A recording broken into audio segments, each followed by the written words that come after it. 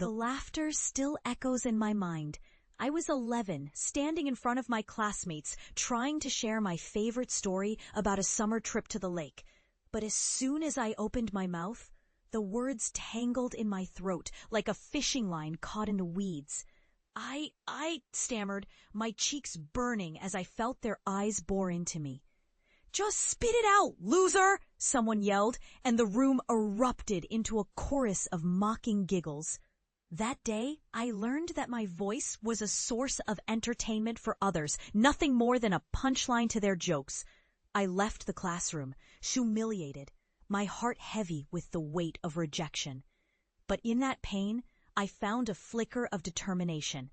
I decided that one day I would reclaim my voice. I delved into books, honed my writing skills, and practiced speaking in front of the mirror, my reflection a silent witness to my struggle. I spent hours recording myself, and with every repeat, each stumble became a stepping stone toward change. Years passed. I was still working on myself, gaining confidence and gradually shedding the chains of embarrassment. The day I launched my podcast felt like the first step out of a dark cave. The unspoken journey was dedicated to the power of voice and the stories we often keep silent. I was terrified, but I pressed record. And my heart raced as the microphone hummed to life.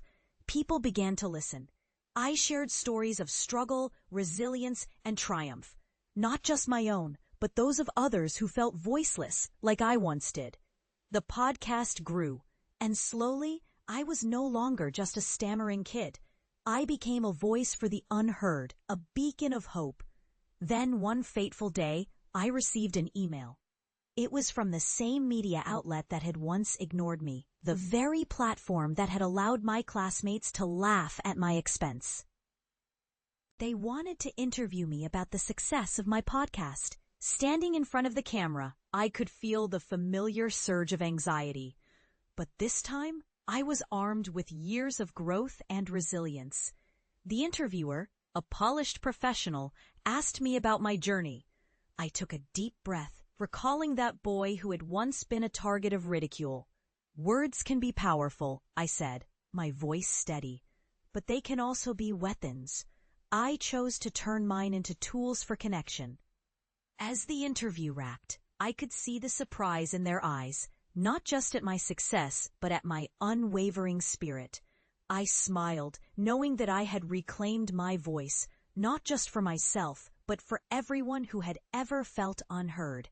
And in that moment of quiet triumph, I felt the laughter from years ago fade into the background, replaced by the sound of my own voice rising, strong and clear.